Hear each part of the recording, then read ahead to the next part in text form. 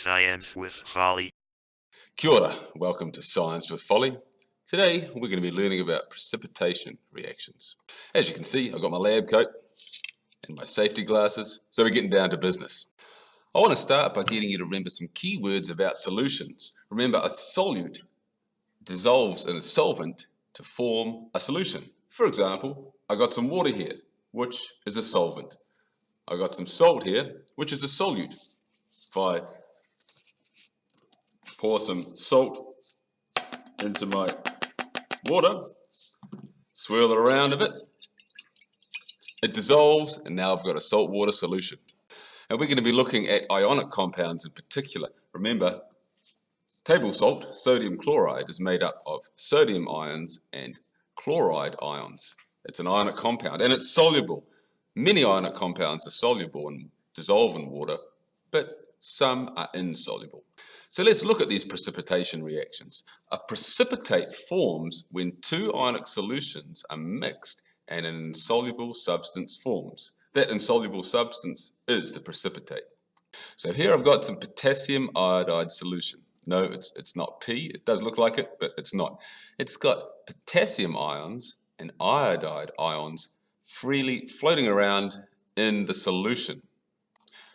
When I add some lead nitrate solution, see what happens. Wow, look at that. Turns this bright yellow color like egg yolk. There's a solid that's formed in there, and you can see some of it stuck to the side of the test tube. That is our precipitate, and that solid is lead iodide. But we've still got potassium and nitrate ions in here, but they stay in solution. So here's our ionic equation.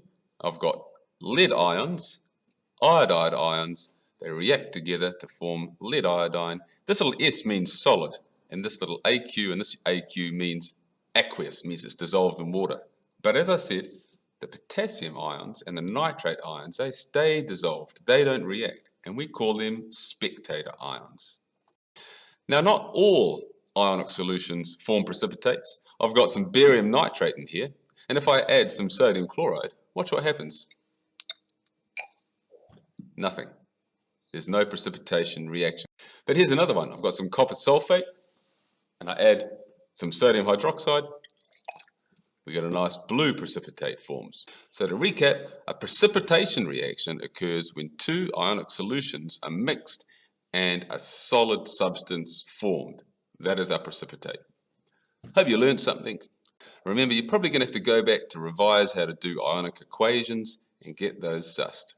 That's all for today. Ka kite anō. Science with Folly. Science with Folly.